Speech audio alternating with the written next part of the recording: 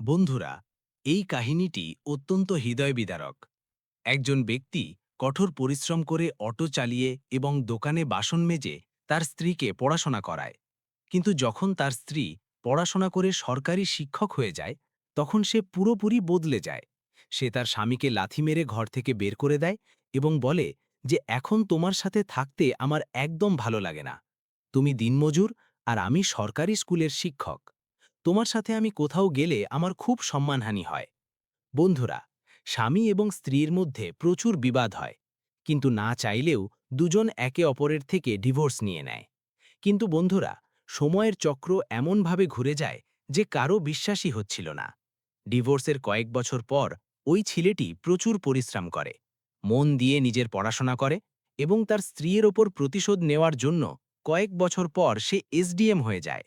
SDM হওয়ার পর সে যখন তার স্ত্রীর স্কুলে প্রধান অতিথি হয়ে যায়, তখন সেখানে তার তালাকপ্রাপ্ত স্ত্রী কয়েক বছর পর নিজের স্বামীকে এসডিএম হিসাবে দেখে পায়ের তলার মাটি হারিয়ে ফেলে। বন্ধুরা, তার সেই তালাকপ্রাপ্ত স্ত্রী স্কুলের সবার সামনেই নিজের স্বামীকে দেখে কাঁদতে শুরু করে। কিন্তু সেই সময় এসডিএম সাহেব তার তালাকপ্রাপ্ত স্ত্রীর সাথে যা করেন তা জানলে সত্যি আপনারা অবাক হয়ে যাবেন। যদি এই কাহিনী আপনারা পুরো শোনেন, তবে আপনারাও বলবেন যে এসডিএম সাহেব একদম ঠিক কাজই করেছেন। বন্ধুরা, এই কাহিনী জ্যোতি মৌর্যের চেয়ে কম কিছু নয়। জ্যোতি মৌর্য তার স্বামীর সাথে যা করেছিল, হয়তো এই কাহিনী শোনার পর আপনাদেরও বিশ্বাস হয়ে যাবে। বন্ধুরা, এটি অত্যন্ত আকর্ষণীয় এবং হৃদয়স্পর্শী একটি কাহিনী। আসুন এই ভিডিওর মাধ্যমে পুরো কাহিনীটি জানি। কিন্তু বন্ধুরা, ভিডিওতে এগোবার আগে আপনাদের কাছে ছোট্ট একটা অনুরোধ। যদি আমাদের চ্যানেলে প্রথমবার এসে থাকেন, তবে চ্যানেলটি সাবস্ক্রাইব করে দিন এবং ভিডিওটি লাইক করে দিন, যাতে আমার উৎসাহ আরও বাড়ে এবং আমি আপনাদের জন্য আরও আকর্ষণীয় কাহিনী শোনাতে পারি। আদিত্যর জীবন কখনোই সহজ ছিল না। উত্তরপ্রদেশের একটি ছোট জনপদে জন্ম নেওয়া আদিত্য ছোটবেলা থেকেই কঠোর পরিশ্রমী ছিল। তার বাবা কৃষক ছিলেন, জমি ছিল খুব কম, আর আয় ছিল তার চেয়েও কম। ঘরের অবস্থা এমন ছিল যে কয়েকবার উনুন জ্বললেই অনেক মনে হতো। পড়াশোনা মাঝপথে ছেড়ে দিতে হয়েছিল, কিন্তু দায়িত্ব পিছু ছাড়িনি। যৌবনে আসতেই আদিত্য বুঝতে পেরেছিল যে স্বপ্ন দেখার আগে পেট ভরা দরকার। সেই আদিত্য ভোর 4টের সময় উঠে কখনো অটো চালাত, কখনো হোটেলে বাসন মাজত, কখনো কোনো নির্মাণাধীন ইমারতে শ্রমিকের কাজ করত। হাতে কড়া পড়ে যেত, শরীর ক্লান্ত হয়ে যেত, কিন্তু মুখে কখনো অভিযোগ থাকত না। সেই জনপদেই থাকত নেহা। পড়াশোনায় তুখোড়, কথা বলায় আত্মবিশ্বাসী, আর চোখে অনেক বড় স্বপ্ন। নেহার সবসময় মনে হতো যে সে জীবনে বড় কিছু করবে, কারো পরিচয়ে পরিচিত হবে না। যখন আদিত্য আর নেহার বিয়ে ঠিক হলো, তখন নেহা একটাই শর্ত রেখেছিল, সে বিয়ের পরেও পড়াশোনা চালিয়ে যাবে। সেদিন আদিত্য না ভেবেই রাজি হয়ে গিয়েছিল। সে বলেছিল যে যদি নেহার পড়াশোনার জন্য তাকে নিজের জীবন আর পরিশ্রম দুটোই কুরবান করতে হয়, তবুও সে পিছিয়ে আসবে না। সেই সময় নেহার মনে হয়েছিল এটা একটা সাধারণ প্রতিশ্রুতি, কিন্তু আসলে সেই প্রতিশ্রুতি আদিত্যর পুরো জীবনের দিক ঠিক করে দিয়েছিল। বিয়ের পর তাদের ঘর ছোট ছিল, সাধ্য কম ছিল, কিন্তু স্বপ্ন ছিল আকাশ ছোঁয়া। নেহার বইয়ের পাতায় ডুবে থাকত, আর আদিত্য কাজে। অনেক রাত এমন কাটত যখন নেহা পড়তে পড়তে সেখানেই ঘুমিয়ে যেত, আর আদিত্য নিঃশব্দে তার বইগুলো গুছিয়ে রাখত, বাতি নিভিয়ে দিত, আর পরের দিনের পরিশ্রমের জন্য নিজেকে তৈরি করত। আদিত্যের জামাকাপড় পুরনো হতে লাগল, জুতো ছিঁড়ে গেল, কিন্তু নেহার বই কখনো পুরনো হয়নি। এরই মধ্যে আদিত্যের মায়ের শরীর খারাপ হতে শুরু করল। হাসপাতালে চক্কর শুরু হলো, টাকা জলের মতো খরচ হতে লাগল। অনেকবার এমন হয়েছে যে ঘরে খাওয়ার টাকা পর্যন্ত থাকত না, কিন্তু নেহার পড়াশোনা কখনো থামেনি। আদিত্য নিজের প্রতিটা শখ, প্রতিটা ইচ্ছা বিসর্জন দিয়েছিল। তার মনে একটাই কথা ছিল, যে নেহা একদিন নিজের পায়ে দাঁড়িয়ে যাবে। তারপর সেই দিন এলো যখন নেহা সরকারি স্কুলে নির্বাচিত হলো। পুরো এলাকায় চর্চা হতে লাগল। লোক বলতো, দেখো, দিনমজুরি করা লোকটা নিজের স্ত্রীকে মাস্টারনি বানিয়ে দিল। আদিত্যের কাছে এটা কোনো পুরস্কারের চেয়ে কম ছিল না। তার মনে হতো তার সব কষ্ট এবার সার্থক হয়েছে। কিন্তু সে জানত না যে এই সাফল্যই ধীরে ধীরে তার সম্পর্কের ভিত নাড়িয়ে দেবে। নেহার পোস্টিং হলো বাড়ি থেকে দূরে একটি স্কুলে। শুরুতে সব ঠিক ছিল, ফোনে কথা হতো, খবরাখবর নেওয়া হতো, কিন্তু যত সময় কাটতে লাগলো, ফোন আসা কমতে শুরু করল। গলার স্বরে আগের মতো সেই উষ্ণতা ছিল না, অনেক সময় তো ফোন ধরাই হতো না। আদিত্য বারবার নিজেকে বোঝাতো যে হয়তো স্কুলের কাজ বেশি হবে, হয়তো নতুন জায়গা, নতুন লোক, মানিয়ে নিতে সময় লাগছে। সে নিজের মনকে সান্ত্বনা দিতে থাকত, কারণ তার সন্দেহ করার অভ্যাস ছিল না। সন্ধেবেলা যখন আদিত্য কাজ থেকে ফিরত, তখন প্রায়ই নেহার গলার কথা মনে করে তার মন ভারী হয়ে যেত। সে ঘরের কোণে বসে নিঃশব্দে ফোনের দিকে চেয়ে থাকত, যেন স্ক্রিন থেকে কোনো উত্তর বেরিয়ে আসবে। কখনো কখনো সে নিজেই নিজেকে বলতো যে নেহা শিক্ষিত, দায়িত্বশীল, সে এমন কিছু করবে না যাতে সম্পর্কের ক্ষতি হয়। কিন্তু মনের এক কোণে ধীরে ধীরে ভয় জমতে শুরু করেছিল। নেহা এখন মাসে মেরে কেটে একবার বাড়ি আসত। আগে আসতেই মায়ের পা ছুতো, ঘরের প্রতিটা কোণ দেখত, মেয়েকে বুকে জড়িয়ে ধরত। এখন সে যখন আসত, যেন অতিথির মতো আসত। তাড়াতাড়ি খাবার খেয়ে নিত, মোবাইলে ডুবে থাকত, আর পরের দিনই ফিরে যাওয়ার কথা বলতে শুরু করত। মেয়ে যখন মাকে জড়িয়ে ধরত, নেহা তাকে আদর তো করত, কিন্তু সেই আদরে আগের মতো আকুলতা থাকত না। আদিত্য এসব দেখত, কিন্তু কিছু বলতে পারত না। তার মনে হতো সে যদি কিছু বলে, তবে হয়তো নেহা রেগে যাবে। ধীরে ধীরে নেহার শব্দ বদলে যেতে লাগল। আগে সে বলতো আমরা, এখন সে বেশিরভাগ সময় আমি বলতে শুরু করল। তার কাছে চাকরি শুধু কাজ ছিল না, ওটা তার পরিচয় হয়ে গিয়েছিল।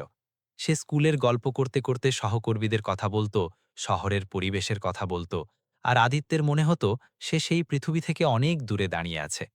একদিন নেহা ফোনে বলল যে এখন সে প্রায়ই বাড়ি আসতে পারবে না, কারণ স্কুলের কিছু অতিরিক্ত কাজ আছে। আদিত্য কোনো প্রশ্ন না করেই রাজি হয়ে গেল। কিন্তু সেই রাতে সে অনেকক্ষণ ঘুমোতে পারল না। তার মনে হচ্ছিল কোথাও না কোথাও সে নিজের জীবনেই পিছিয়ে যাচ্ছে।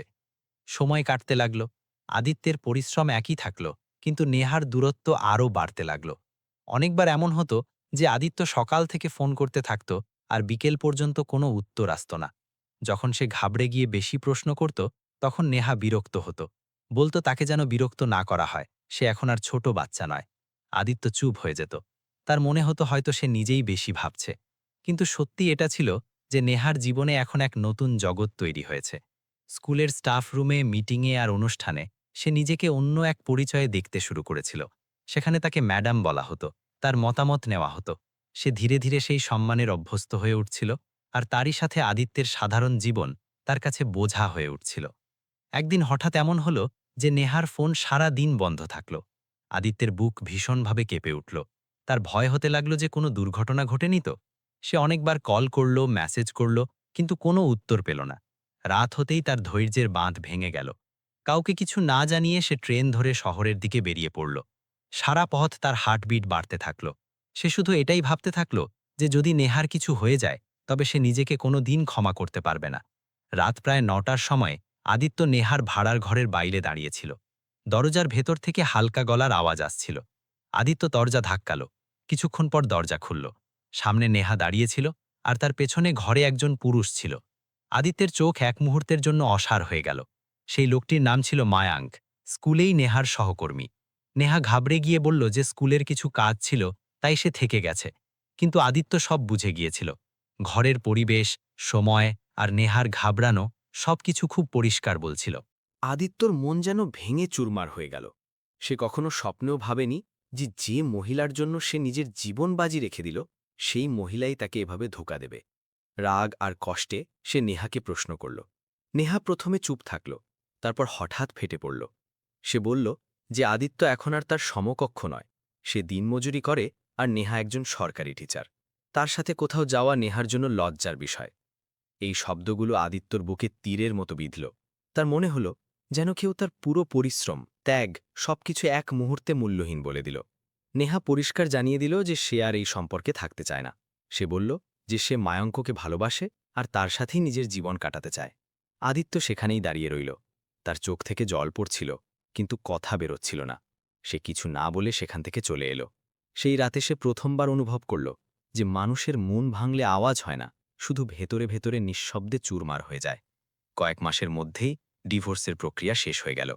নেহা তার নতুন জীবনে চলে গেল, আর আদিত্য তার মেয়ে আর বৃদ্ধ বাবা মায়ের সাথে রয়ে গেল। গ্রামে লোকে সমালোচনা করতে শুরু করল, কিন্তু আদিত্য কাউকে উত্তর দিল না। সে নিজের কষ্ট নিজের ভেতরেই চেপে রাখল। সে জানত যে এখন তার জীবন আর কখনো আগের মতো হবে না। কিন্তু সেই ভেঙে পড়ার মাঝেই তার মনে এক অদ্ভুত চিন্তা জন্ম নিতে শুরু করেছিল। এমন এক চিন্তা যা ভবিষ্যতে তার পুরো ভাগ্য বদলে দিতে যাচ্ছিল। ডিভোর্সের পর আদিত্যর জীবন হঠাৎ খুব শান্ত হয়ে গিয়েছিল। ঘর একই ছিল, মানুষগুলোও একই ছিল, কিন্তু সবকিছু বদলে যাওয়া মনে হতো। সকালে যখন সে উঠত, প্রথমে তার নজর ঘরের সেই কোণায় যেত যেখানে একসময় নেহার বইগুলো থাকত। এখন সেখানে নিস্তব্ধতা। মেয়ে স্কুলে যাওয়ার প্রস্তুতি নিত, মা ধীরে ধীরে উনুনের পাশে বসত, আর আদিত্য বাইরে বেরিয়ে যেত কাজে। কিন্তু মন অন্য কোথাও ঘুরে বেড়াত। লোকের কথা তাকে বিঁধত। কেউ সহানুভূতি দেখাত, কেউ খোঁচা দিত, আর কেউ নিঃশব্দে তার দিকে চেয়ে থাকত। কিন্তু আদিত্য এক অদ্ভুত সিদ্ধান্ত নিয়েছিল। সে কাউকে জবাব দেবে না। তার মনে হতে লাগল যে শব্দ এখন আর তার কোনো কাজে আসবে না। রাতগুলো তার জন্য সবচেয়ে কঠিন ছিল। সারাদিনের ক্লান্তির পর যখন সে শুতো, তখন ঘুম আসত না। চোখ বন্ধ করলেই সেই প্রশ্নটা সামনে আসত, সত্যিই কি সে কোনো কাজের ছিল না? তার পরিশ্রম, ত্যাগ সব কি বৃথা ছিল? অনেক সময় সে নিজেকেই দোষী মনে করত। ভাবত, কাশ সেও যদি পড়াশোনা করত, তারও যদি কোনো পরিচয় থাকত। এক রাতে তার মেয়ে খুব সরলভাবে জিজ্ঞাসা করল, পাপা, মামনি আবার কবে আসবে? আদিত্যর কলিজা কেঁপে উঠল। সে মেয়েকে বুকে জড়িয়ে ধরল, কিন্তু উত্তর দিতে পারল না। সেই রাতে সে প্রথমবার অনুভব করল যে তার কষ্ট শুধু তার একার নয়, তার মেয়েও সেই কষ্টের অংশীদার। পরের দিন সে অনেকক্ষণ মাঠের দিকে একা হাঁটতে থাকল। হাওয়া দিচ্ছিল, কিন্তু তার ভেতরে সবকিছু থেমেছিল। সেখানে বসে বসেই তার জীবনের সব দৃশ্য মনে পড়তে লাগল। শৈশব, দারিদ্র্য, পরিশ্রম, নেহার পড়াশোনা, আর তারপর সেই ধোঁকা। হঠাৎ তার ভেতরে এক অদ্ভুত আগুন জ্বলতে শুরু করল। সে নিজেকেই বলল, হয়তো প্রথমবার এত কঠোরভাবে। যদি আমি সত্যিই কোনো কাজের না হই, তবে আমি নিজেকে যোগ্য করে তুলব। এটাই সেই মুহূর্ত ছিল যখন আদিত্য সিদ্ধান্ত নিল যে সে এখন শুধু বেঁচে থাকবে না, বরং কিছু একটা হয়ে দেখাবে। এই সিদ্ধান্ত প্রতিশোধের ছিল না, এই সিদ্ধান্ত ছিল নিজেকে প্রমাণ করার। কিন্তু পথ সহজ ছিল না। তার কাছে টাকা ছিল না, সময় ছিল না, আর কোনো আশ্রয়ও ছিল না। মায়ের শরীর আবার খারাপ হতে শুরু করল। চিকিৎসার জন্য টাকা দরকার ছিল। বাধ্য হয়ে আদিত্য তার পৈতৃক জমির একটা ছোট অংশ বিক্রি করে দিল। রাস্তার ধারের জমি ছিল, ৫ লাখ টাকা পাওয়া গেল। সেই টাকা দিয়েই সে মায়ের চিকিৎসা করালো, আর বাকি টাকা দিয়ে বই কিনল। প্রথমবার যখন আদিত্য বই নিয়ে বাড়ি এলো, তার মা অনেকক্ষণ তার দিকে চেয়ে রইল। মা কিছু বলল না, শুধু তার মাথায় হাত রাখল। সেই স্পর্শে যেন আশীর্বাদও ছিল, আর ভরসাও। আদিত্য দিনে কাজ করত, আর রাতে পড়াশোনা। শুরুতে খুব অসুবিধে হতো। চোখ খুব তাড়াতাড়ি ক্লান্ত হয়ে যেত, মস্তিষ্ক সঙ্গ দিত না। অনেকবার তার মনে হতো সে অনেক দেরি করে ফেলেছে, এখন পড়াশোনা তার দ্বারা হবে না। কিন্তু পরক্ষণেই মেয়ের মুখটা সামনে চলে আসত, আর সে আবার বই খুলে বসত। ধীরে ধীরে তার দিনলিপি বদলে গেল। সকালে কাজ, দুপুরে একটু ঘুম, বিকেলে আবার কাজ, আর রাতে পড়াশোনা। বন্ধু কমে গেল, কথা বলা কমে গেল। সে নিজেকে একটা লক্ষ্যেই বেঁধে ফেলেছিল। সময়ের সাথে সাথে তার আত্মবিশ্বাস ফিরতে লাগল। সে অনুভব করল যে পড়াশোনা শুধু ডিগ্রি দেয় না, ওটা মানুষকে চিন্তা করার পদ্ধতিও শেখায়। সে পৃথিবীকে দেখার এক নতুন দৃষ্টিভঙ্গি পেতে লাগল। সে এখন আর নিজেকে ছোট ভাবত না। অনেক সময় নেহার কথা মনে পড়ত। তার মনে পড়ত যে নেহা তাকে নিকৃষ্ট মনে করেছিল। কিন্তু এখন সেই স্মৃতিতে কষ্টের চেয়ে অনুপ্রেরণা বেশি ছিল। সে নিজেকে বলতো, যদি আমি সেদিন ভেঙে পড়তাম, তবে আজ এখানে থাকতাম না। বছর কাটতে লাগল। আদিত্য প্রতিযোগিতামূলক পরীক্ষার প্রস্তুতি শুরু করল। প্রথমবার ব্যর্থ হল, দ্বিতীয়বারও, কিন্তু সে থামল না। প্রতিটা ব্যর্থতা তাকে আরও বেশি মজবুত করে তুলল। গ্রামবাসীরা অবাক ছিল, সেই লোকটা যে একসময় দিনমজুরি করত, এখন বইয়ের পাতায় ডুবে থাকে। কেউ হাসত, কেউ মজা ওড়াত, কিন্তু আদিত্যর কিচ্ছু এসে যেত না। সে জানত যে তার সফর একা। এবং তারপর একদিন সেই দিনটি এলো যখন তার নাম মেধা তালিকায় ছিল। আদিত্য বিশ্বাসই করতে পারছিল না। সে অনেকবার লিস্টটা দেখল, চোখ রগড়াল, তবুও নাম সেটাই ছিল। সেদিন সে নিঃশব্দে মায়ের পা ছুল, মেয়েকে জড়িয়ে ধরল, আর আকাশের দিকে তাকালো। সে জানত না যে ভবিষ্যতে তার জীবন তাকে কোথায় নিয়ে যাবে, কিন্তু এটা অবশ্যই জানত যে এখন সে সেই মানুষটা নয় যাকে একসময় ছোট মনে করা হয়েছিল। তার ভেতরে এখন এক নতুন আদিত্যের জন্ম হয়েছে।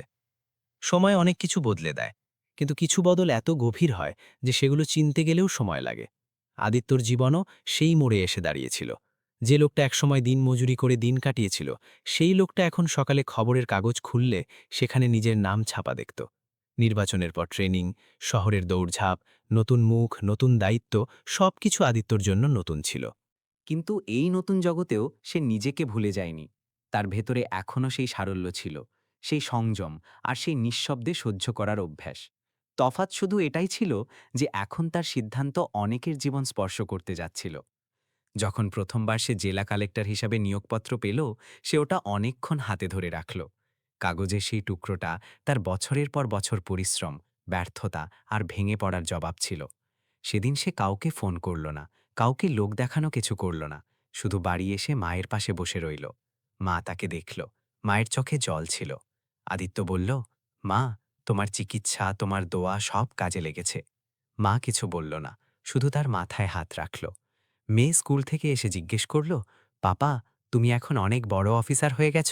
আদিত্য হেসে দিল, না মা, এখন শুধু দায়িত্বটা একটু বেশি। নতুন পোস্টিংয়ের সাথে নতুন চ্যালেঞ্জ এলো।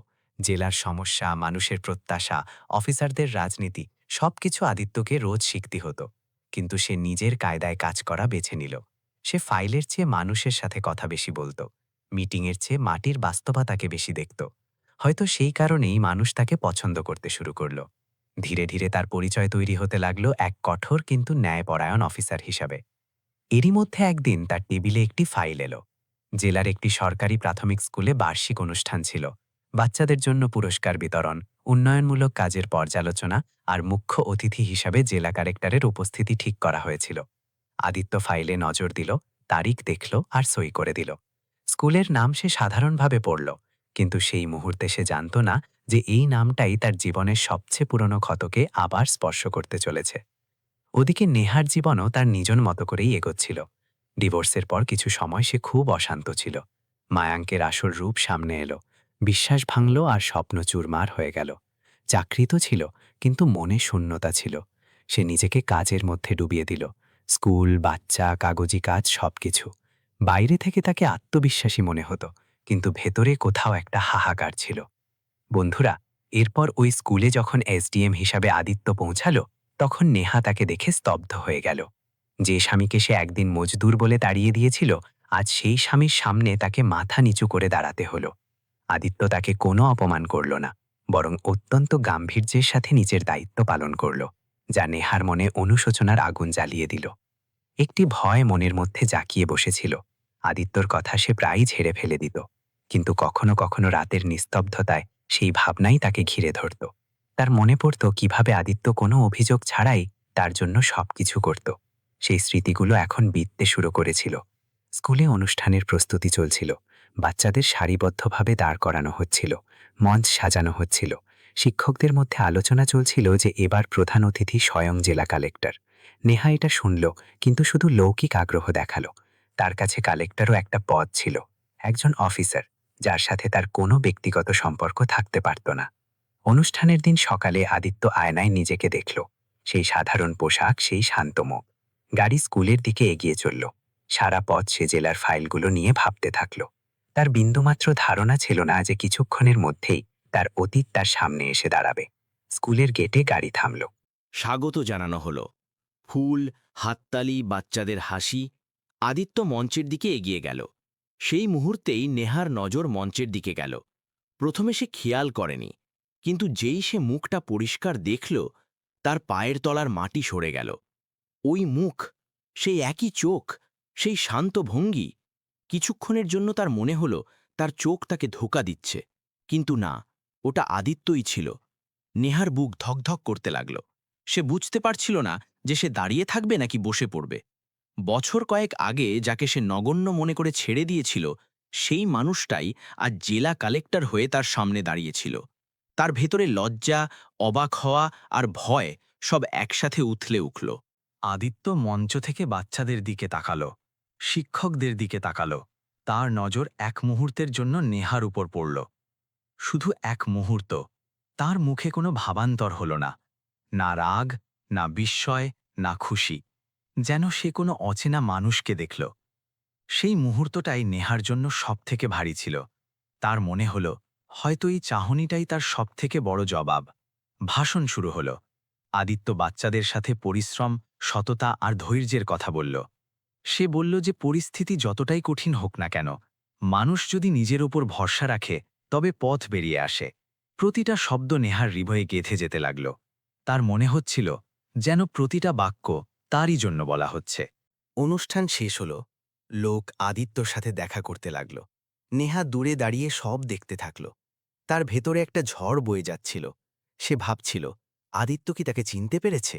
সে কি তার সাথে কথা বলবে, নাকি পুরোপুরি উপেক্ষা করে যাবে? আদিত্য গাড়ির দিকে এগিয়ে গেল।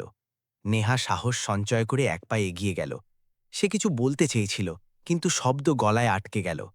আদিত্য শুধু লৌকিক নমস্কার করল আর এগিয়ে গেল। সেই এক্ষণে নেহা বুঝে গেল যে এখন খেলা আর তার হাতে নেই। সেই রাতে নেহা ঘুমোতে পারল না। তার বারবার সেই দৃশ্যটা মনে পড়তে লাগল। মঞ্চে দাঁড়িয়ে থাকা আদিত্য, তার শান্ত চোখ আর নিজের ছোট হয়ে আসা পৃথিবী। সে অনুভব করল যে সময় তাকে নয়, আদিত্যকে ঠিক প্রমাণ করেছে। আর আদিত্য, সেও সেই রাতে অনেকক্ষণ জেগে থাকল। সে জানলা দিয়ে বাইরে তাকাল। তার মনে হল ভাগ্য তাকে সেই জায়গাতেই এনে দাঁড় করিয়ে দিয়েছে যেখান থেকে কাহিনী শুরু হয়েছিল। তফাৎ শুধু এটাই ছিল যে এখন তার হাতে ক্ষমতা ছিল আর মনে শান্তি। ভাগ্য প্রথমবার তাদের মুখোমুখি দাঁড় করিয়েছিল, কিন্তু এটা তো কেবল শুরু ছিল। সেই রাতে নেহার চোখ থেকে ঘুম যেন বিদায় নিয়েছিল। ঘরের আলো নেভানো ছিল, কিন্তু মাথায় আলোর বদনে প্রশ্নগুলো চকচক করছিল। মঞ্চে দাঁড়িয়ে থাকা আদিত্যর মুখ, তার গলার স্বরের গাম্ভীর্য আর তার চোখের সেই শান্তি সব বারবার ফিরে আসছিল। তার মনে হলো যেন বছর কয়েক আগে নেওয়া প্রতিটা সিদ্ধান্ত আজ তার সামনে দাঁড়িয়ে তার কাছে কৈফিয়ত চাইছে। সে এপাশোপাশ করতে থাকল, বালিশ বুকে চেপে ধরল, কিন্তু হৃৎস্পন্দন নিয়ন্ত্রণে আসছিল না। সে প্রথমবার অনুভব করল যে পদ আর পরিচয় থাকা সত্ত্বেও কিছু শূন্যতা এমন থাকে যা কোনো চাকরি দিয়ে পূরণ করা যায় না। পরের দিন স্কুলে পৌঁছালো তো সব জায়গায় ওই অনুষ্ঠানেরই চর্চা হচ্ছিল। বাচ্চারা উৎসাহিত ছিল, শিক্ষকরা গর্বের সাথে কথা বলছিল। নেহা হাসার চেষ্টা করতে থাকল, কিন্তু ভেতরে কিছু একটা ভাঙতে থাকল। স্টাফ রুমে বসে সে কফির কাপ তুলল, তারপর রেখে দিল। হাত কাঁপছিল। তার মনে পড়ল কখনো এইভাবেই তার হাতে আদিত্য বইগুলো ধরিয়ে দিয়েছিল। তখন সারাদিন সে নিজের সাথে লড়তে থাকল। তার কি আদিত্যের সাথে দেখা করা উচিত? সে কি কিছু বলতে পারবে?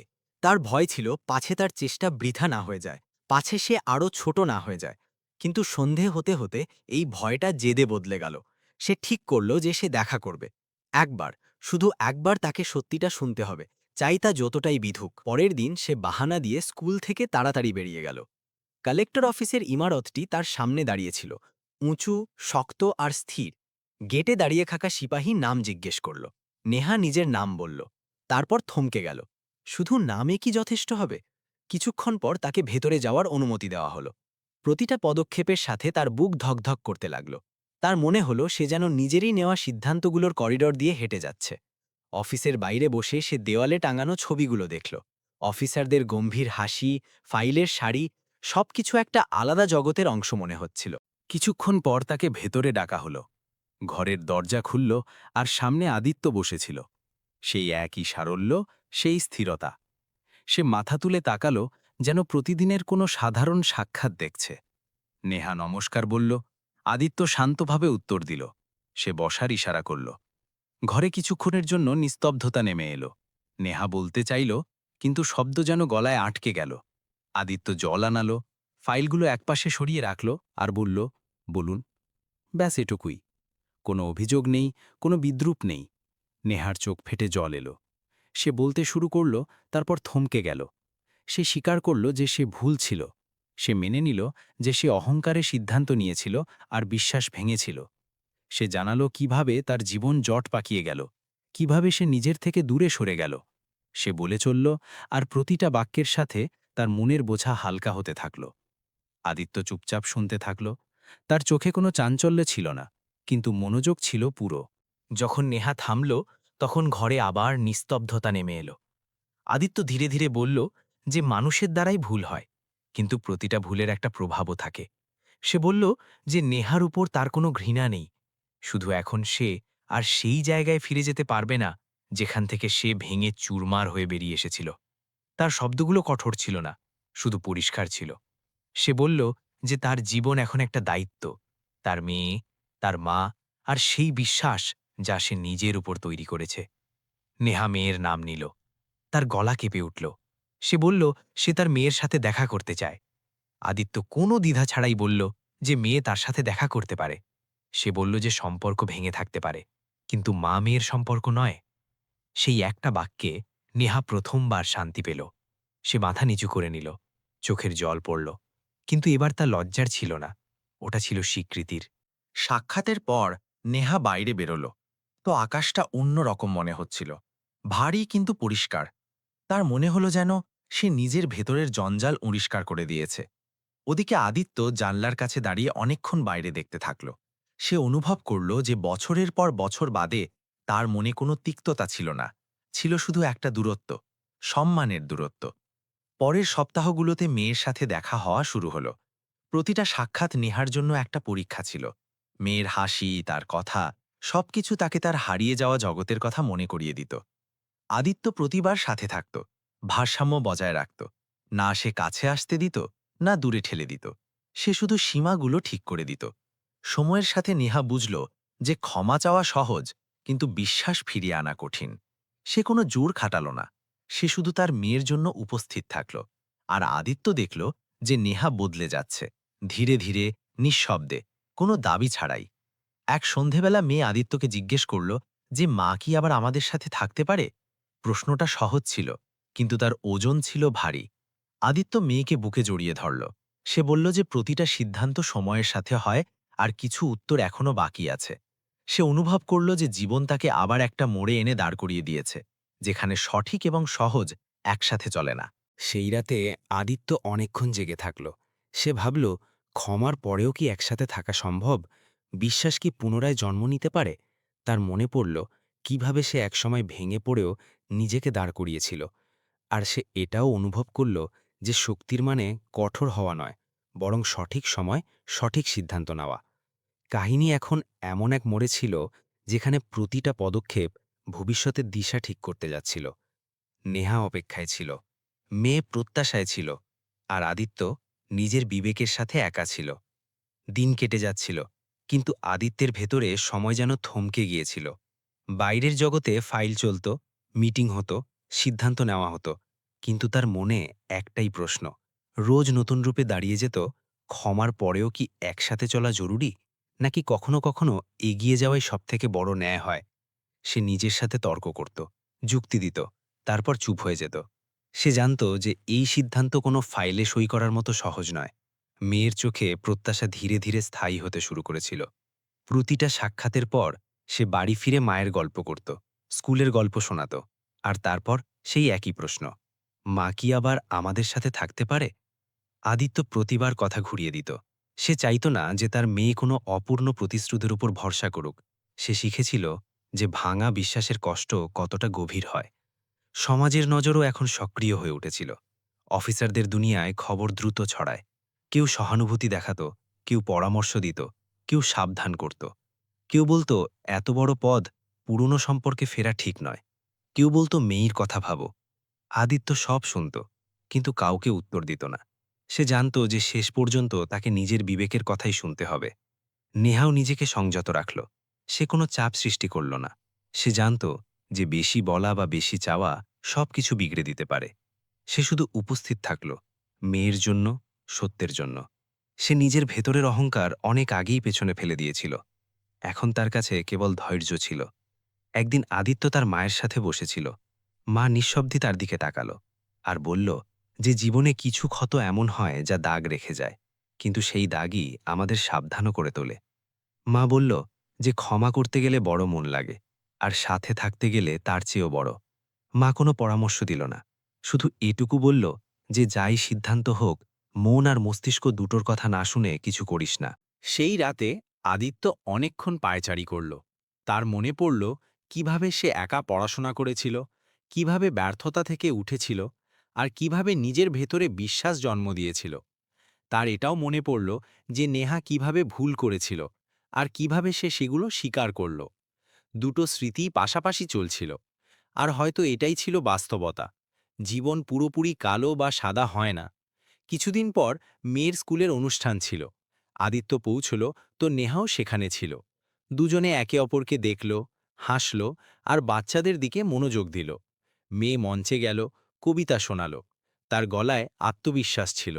হাততালি বাজল। সেই মুহূর্তে আদিত্য অনুভব করল যে এই আত্মবিশ্বাস একা তার বা নেহার কারণে নয়, এটা সেই ভারসাম্যের ফল যা দুজনে আলাদা থেকেও বজায় রেখেছে। অনুষ্ঠানের পর মেয়ে দুজনের হাত ধরে হাঁটতে লাগল। লোকের নজর তাদের ওপর আটকে গেল।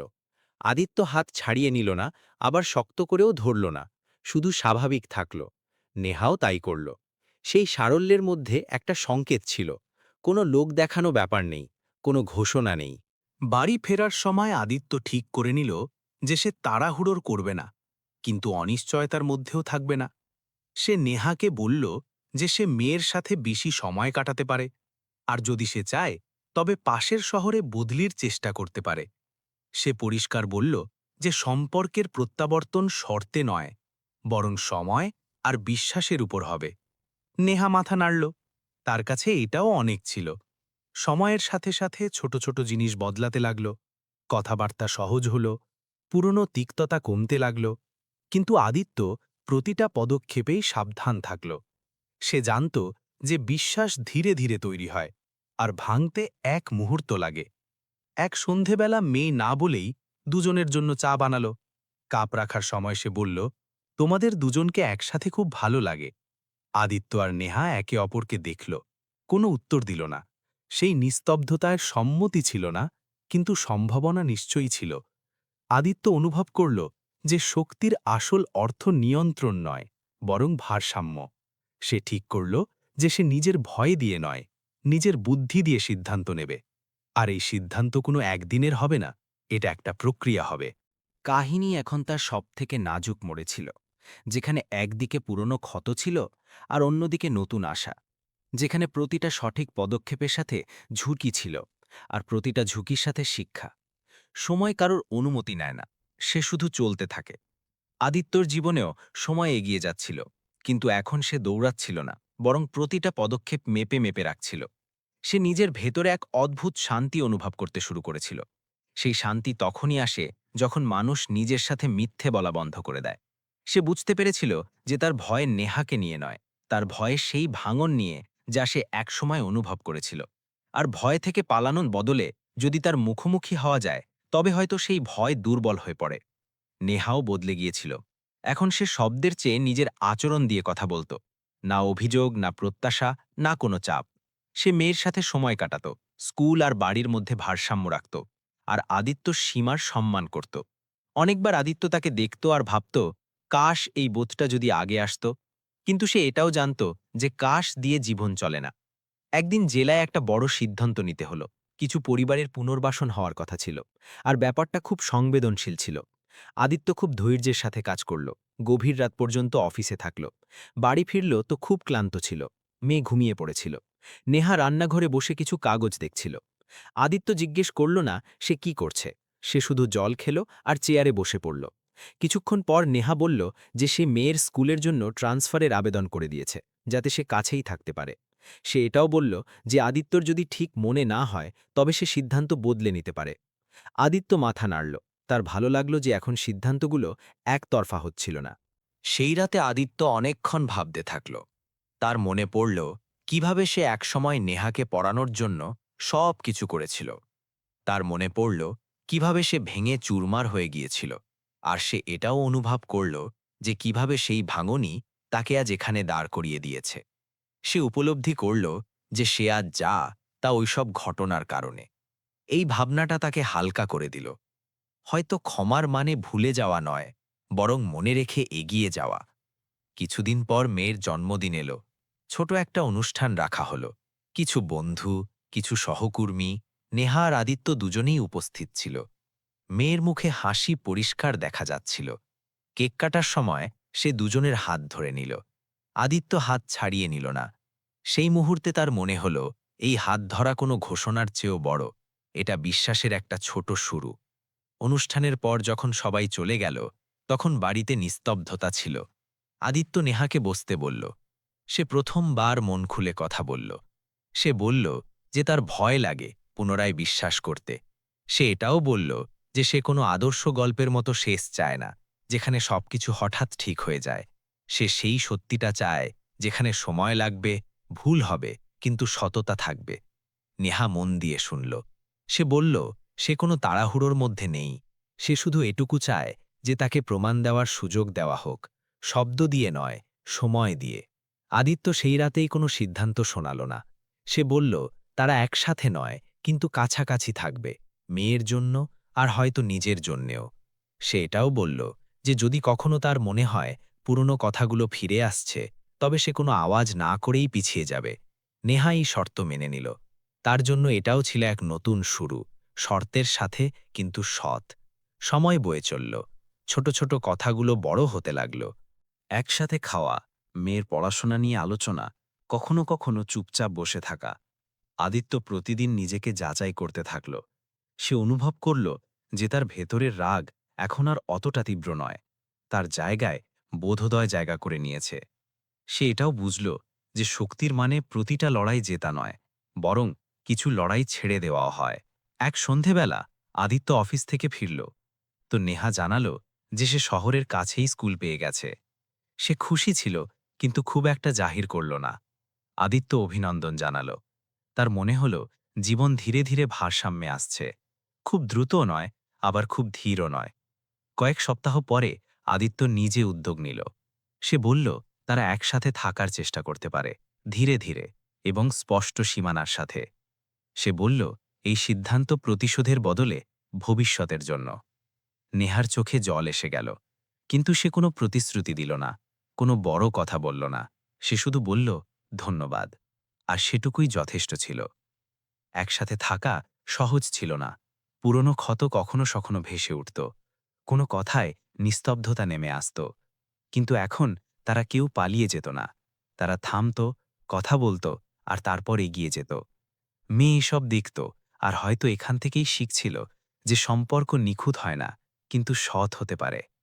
সমাজও অনেক কথা বলল, কেউ প্রশংসা করল, কেউ প্রশ্ন তুলল। আদিত্য পরোয়া করল না। সে জানত যে তার সিদ্ধান্ত তাকে দায়বদ্ধ করে, কিন্তু দুর্বল নয়। সে নিজের পদমর্যাদাকে সম্পর্কের উপর রাখেনি, আবার সম্পর্ককে পদের নিচেও রাখেনি। সে ভারসাম্য বেছে নিল। একদিন আদিত্য ফাইলের মাঝে বসে জানলা দিয়ে বাইরে দেখল। তার মনে হল সে জীবনের সাথে কোনো লড়াই জেতেনি, বরং একটা সমঝোতা করেছে, নিজের ভয়ের সাথে, নিজের অতীতের সাথে। আর এই সমঝোতাটাই তার সঠিক মনে হল। নেহাও নিজেকে বদলাতে দেখল। সে শিখল যে সম্মান চাওয়া যায় না, অর্জন করতে হয়। সে শিখল যে পরিচয় সম্পর্ককে পিষে তৈরি হয় না, বরং তাদের আগলে রেখে তৈরি হয়। তার নিজের ভুলের অনুশোচনা ছিল, আর এখন সে সেই অনুশোচনার সাথেই বাঁচতে শিখে গিয়েছিল। কাহিনীর শেষ কোনো হাততালিতে ভরা দৃশ্যে হল না, না কোনো বড় ভাষণ, না কোনো ঘোষণা। এটা ছিল এক ধীর স্থির বিরতি, যেখানে মানুষ ভেঙে গিয়েও জুড়ে যেতে পারে, যদি তারা সৎ হয়। আদিত্য এখনও জেলা কালেক্টর ছিল, নেহা এখনও শিক্ষিকা ছিল, মেয়ে এখনও তাদের জগতের কেন্দ্রবিন্দু ছিল। তফাৎ শুধু এটাই ছিল যে এখন তাদের মধ্যে অহংকার ছিল না, ছিল শুধু বোধশক্তি। আর হয়তো এটাই ছিল সবথেকে বড় জয়, কারণ জীবনের প্রতিটা কাহিনী প্রতিশোধ দিয়ে মহান হয় না, কিছু কাহিনী বোধশক্তি দিয়ে অমর হয়ে যায়।